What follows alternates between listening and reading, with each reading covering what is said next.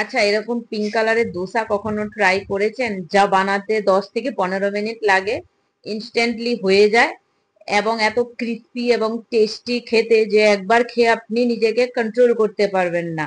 আর সবচেয়ে বড় কথা, এটা একটা হেলদি টুইস্ট আছে এটাতে। একবার এটার আওয়াজটা শুনুন।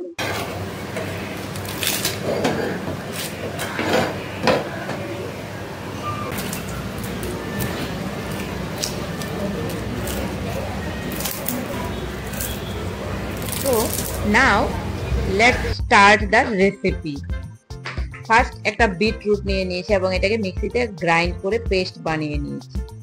আর এই পেস্টটাকে মিক্সিং বাউলে ঢেলে দিয়েছি। তারপর আমি তাতে 1 কাপ সুজি অ্যাড করেছি এবং 1 কাপ চালের গুঁড়ো অ্যাড করেছি। সুজি এবং চালের গুঁড়ো সম পরিমাণ হবে। তারপর তাতে হাফ গ্লাস জল দিয়ে ওটাকে ভালো করে গুলে নিয়েছি এবং এটাতে অ্যাড করেছি 1 চামচ গোটা জিরে, নুন এবং কিছুটা কারি পাতা দিয়ে মিক্স করে ওটাকে 5 থেকে 7 মিনিট আমি এটাকে ঢেকে রেখে দেব।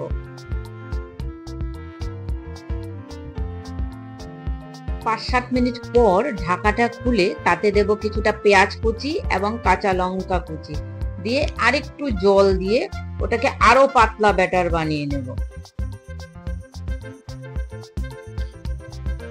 খুব ভালো করে একটু মিক্স করে নিতে হবে। আর এদিকে আমি ফ্রাইং প্যান বসিয়ে দিয়েছি এবং ওটাকে কয়েক ফোঁটা তেল দিয়ে একটা টিস্যু দিয়ে গ্রিস করে নিয়েছি।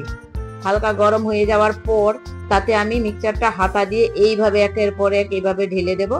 এবং এটা হচ্ছে রাওয়া দোসা, তাই এটাতে কোনো আপনাকে ঘুরিয়ে নর্মাল দোসার মতো বানাতে হবে না। এইভাবে হাতা দিয়ে চামচ দিয়ে দিয়ে দিলেই হয়ে যাবে, বাবলস উঠবে এবং জালিদার দোসা তৈরি হবে।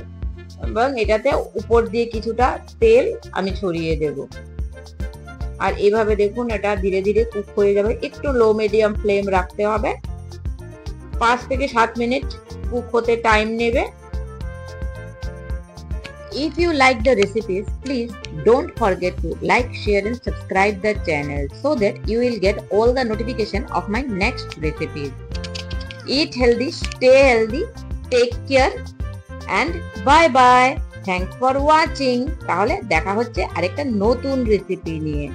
সবাই ভালো থাকবেন, সবাইকে ভালো রাখবেন and enjoy the healthy dosa.